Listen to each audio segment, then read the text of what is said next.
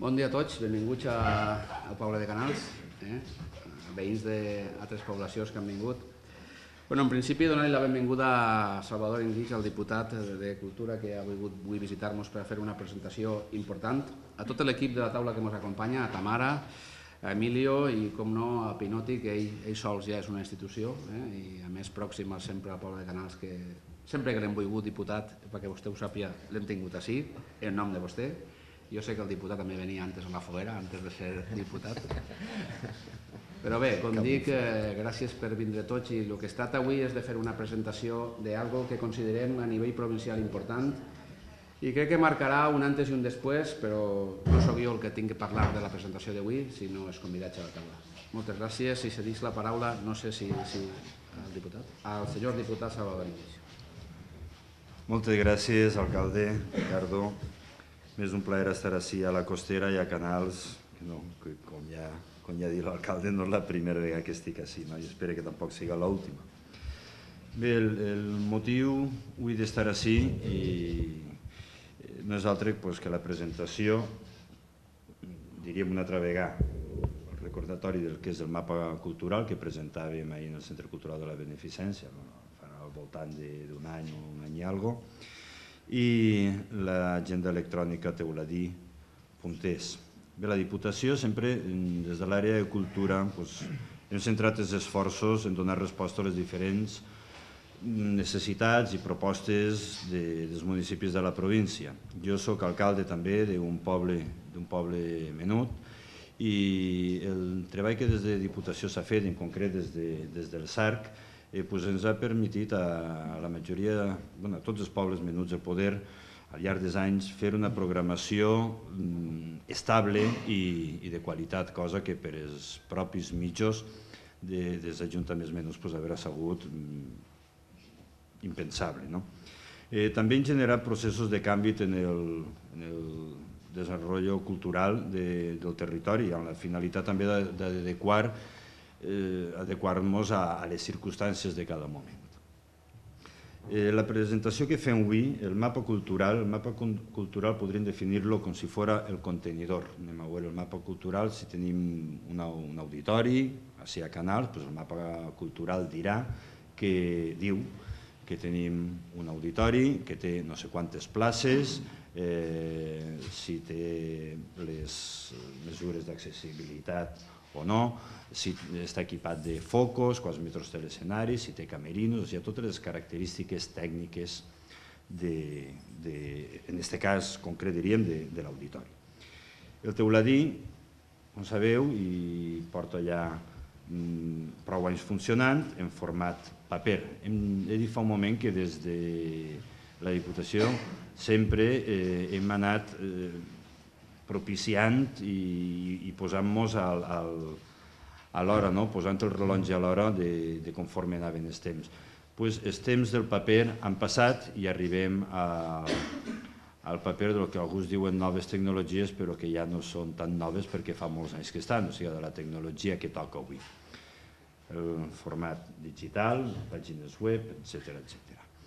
El paper va fer la seva funció durant un temps, sabeu que era trimestral, i hi anaven tota la programació que SARC i ajuntaments conjuntament feien, i alguna activitat més que poguera incluir l'Ajuntament. Això tenia els avantatges que tot el món podia mirar-ho, però l'actualització era molt complicada. Si ara, per exemple, el teuladí de l'últim trimestre i el pròxim mes hi ha una activitat nova, això era impossible incluir-ho ja dins del teuladí perquè havia estat editat i repartit. Bé, ara al teuladí li posem un punt i una es, que vol dir que posem el rellotge a l'hora. Posem el rellotge a l'hora de manera que ens permetirà, si el mapa cultural diem que descrivia el contenidor, per exemple, d'un auditori, ara anem a veure el contingut, quina programació té aquest auditori en concret, o quines activitats n'hi ha en cada poble en concret. De manera que serà d'una manera molt àgil, l'actualització serà pràcticament immediata i qualsevol activitat que pugui plantejar-se d'ara per a 15 dies podrà estar en la pàgina, en el teuladí.es. I podran mirar-ho no sols aquells que tinguin la possibilitat d'adquirir el teuladí en paper que desapareix ja, sinó des de qualsevol part del món podran saber què és el que va fer-se en qualsevol poble. Un exemple, una persona que vinga ara a Nadal de vacances i vinga a la Costera o vinga a Canals. Podrà entrar perquè també serà a la carta on tindrà la informació que hi vulgui. La informació és molt ampla, com després ja vos explicaran Emilio i Tamara, però si a un li interessa teatre i exposicions, podrà clicar allí dins i dir que vull informació sobre teatre i exposicions que es facin a Canals o que es facin a tota la Costera entre el 15 de desembre i el 6 de gener. I automàticament tindrà tot el que vulgui de la Costera, de tota la província. La informació serà a gust de l'usuari, del consumidor. Jo penso que és un pas importantíssim, tant en el mapa cultural, perquè és una ferramenta potentíssima, com este teuladí.es, que és el que descriu els continguts i les dates de totes les activitats que vulguem fer en tots els pobles de la província. A destacar que som la primera província de tota Espanya en tindre el mapa cultural. Altres províncies s'han interessat i algunes han dit que eren incapaços d'arribar a construir aquest instrument, i el teuladí.es també és la primera agenda electrònica on tindrà accés tot el món de tot el que es fa en tota la província. I dic no sols del que es fa des de Diputació o el que es fa des dels ajuntaments, inclús també la iniciativa privada, si hi ha un teatre privat i demés, podrà publicitar allí tota l'oferta que pugui tindre del que estem parlant, de cultura, i cultura no sols és teatre i música, són moltíssimes més coses. Jo penso que és un poc descriptiu el que vos he fet, però ara entrant a detall, perquè val més una imatge que no que 100 paraules, sinó que 1000 paraules, de manera que tant Tamara com Emilio i José Luis, com no, us ho explicaran. Jo vull agrair públicament a tots vostès la presència en aquest acte de presentació que estem fent comarca per comarca, i també a l'equip del SARC el treball, o sigui, la imaginació que han tingut a l'hora de posar la imaginació al dia, a les necessitats del dia a dia dels usuaris, que són nosaltres mateixos i els nostres ciutadans, i penso que és un treball il·lusionador i molt, molt, molt útil. Jo es tinc que deixar perquè tinc un altre acte a la 1 en Daimús, en la Safor. M'hauria encantat estar el resto de la presentació amb tots vostès. Espero que em disculpen i torno a dir moltes gràcies, alcalde, per haver-nos admitit així en Canals, i a tots vostès per la presència. Moltes gràcies i bon dia. Hola, bon dia a tots i a totes. El mapa cultural de la província de València és un producte que nosaltres presentarem en públic l'any passat, en juliol de 2009, i que ara, com bé ha dit el diputat Salvador Emguís, estem presentant de manera comarcal. És un portal web que arreplega els recursos culturals de la província de València, al qual podeu accedir a través de www.mapaculturaldevalencia.es o bé mitjançant qualsevol buscador d'internet, simplement clicant Mapa Cultural de València. Està molt ben posicionat i vos ofereix l'accés directament perquè és la primera opció d'accés que apareix. Bé, les característiques d'aquest portal, com vos comentava, és que arreplega tots els recursos culturals de la província de València, no només de l'àmbit públic, sinó també de la iniciativa privada. En total, aquests recursos culturals estan agrupats en 51 àrees temàtiques que conformen 3.102 camps en total i fins a aquest moment tenim 500.000 dades ja registrades. Això què vol dir?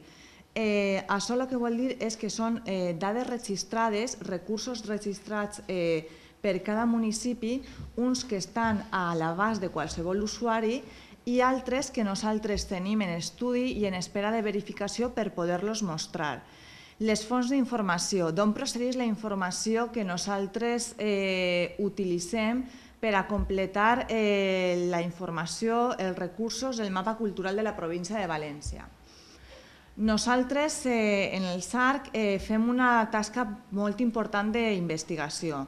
En primer lloc, a través de premsa diària, que ens arriba al SARC de la Diputació de València diàriament, edicions comarcals, en segon lloc, a través de bibliografia, en tercer lloc, a través d'un equip d'investigadors externs que tenim rodant per els municipis de les comarques de la província, que molts de vosaltres ja haureu conegut, perquè han visitat molts dels vostres municipis, concretament les persones que estan investigant els temes d'auditoris, cases de cultura o els temes de patrimonis, però la font d'informació principal, la més important, sou vosaltres. És el contacte que nosaltres tenim directe amb els ajuntaments de la província. Per a finalitzar amb el que seria la presentació, comentar-vos simplement que és una ferramenta molt potent, és a dir, fer una reflexió del potencial que té el mapa cultural com a eina de difusió dels recursos culturals de la província de València, dels nostres municipis, d'acord?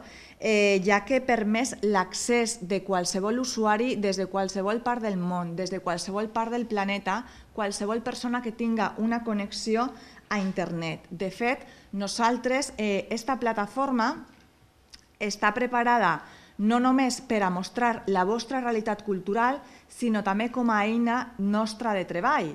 I nosaltres, com a eina de treball, hem demanat a l'empresa que ens permetisca fer estudis dels accessos que tenim. Posteriorment, José Luis Pinotti vos donarà xifres concretes, però perquè es feu una idea, tenim consultes, connexions a aquesta web cultural, no només de l'àmbit nacional d'Espanya, sinó també de Mèxic, Veneçuela, Argentina, Xile, Estats Units, Regne Unit o Alemanya. És a dir, que cal reflexionar sobre la importància i la dimensió d'aquest projecte com a projecte viu, com a projecte de promoció, de difusió dels nostres recursos i sobretot com a projecte que necessita de la participació ciutadana i de la interacció dels nostres municipis i del SARC de la Diputació de València.